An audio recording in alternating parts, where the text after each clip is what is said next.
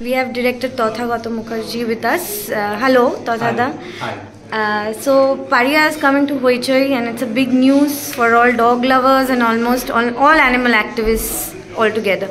So I wanted to ask you, what are the few methods that people can take if they see an ailing dog on the road or an accident or an abuse case? So tomar mote 5 steps that they can take. কোন অঞ্চলে হচ্ছে সেই অঞ্চলে দেখে নিয়ে they can contact nearest NGO. If they don't know about NGOs, they can Google যে সেই এলাকাটা টাইপ করে গুগলে যে which one is the nearest NGO কিংবা কুকুরদের নিয়ে কাজ করে এই ধরনের সংস্থা ডগ NGO এরকম কিছু টাইপ করলে সেটা রেজাল্ট পেতে পারে। এছাড়া যদি কিছু না হয় there is a page called Kolkata Street Dogs. They can post over there. And যদি কলকাতা স্ট্রিট ডগসও না খুঁজে পাওয়া যায় তাহলে সেই কুকুরটার ভিডিও অথবা ছবি তুলে তখনই সেটা ফেসবুকে আপলোড করে দেওয়া যেতে পারে।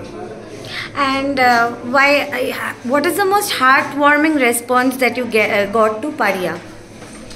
There are a lot. এক্ষুনি মনে করতে যেটুকু পারছি সেটুকু হচ্ছে যে পারিয়ার রিলিজ করার পর আমার মনে আছে আমার এক পুরনো একজন অ্যাসিস্ট্যান্ট ডিরেক্টর সে নন্দনে পারিয়া দেখতে গিয়েছিল and he called me up and said 5 জন দৃষ্টিহীন মানুষ পারিয়া দেখতে এসেছেন এবং তারপর আমি বলি যে ওদের বাইক নেওয়ার জন্য যে ওনারা কেন পারিয়া দেখতে এলেন এবং ওদের কি এক্সপিরিয়েন্স আফটার ওয়াচিং ইট, কারণ এটার কোনো অডিও ডকুমেন্টারি নেই। নর্মালি এই ধরনের ছবির ক্ষেত্রে যারা যখন দৃষ্টিহীনরা দেখতে আসেন তাদের জন্য একটা ন্যারেশন থাকে। তো আমি জানতে পারি যে তারা একজন সাথে করে মানুষকে নিয়ে এসছেন যে যা যা ঘটছে স্ক্রিনে সেটা সে তাদের ন্যারেট করে দিচ্ছে। সো এটা আমার কাছে খুব বড় একটা অ্যাচিভমেন্ট মনে হয়েছিল যে পারিয়া সিনেমাটা এতখানি, এটা বোধহয় 5th or 6th উইকের গল্প আর 7th উইকে পারিয়ার এটা ঘটেছিল।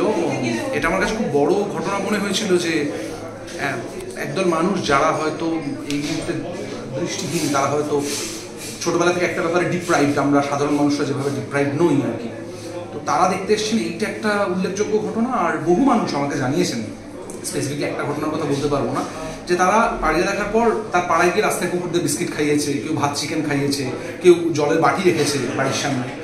তো এই ধরনের ছোট ছোট অজস্র ঘটনা আছে যেগুলো আমাকে ইন্সপায়ার করেছে এই ধরনের ছবি আরো বানানোর জন্য। ওকে।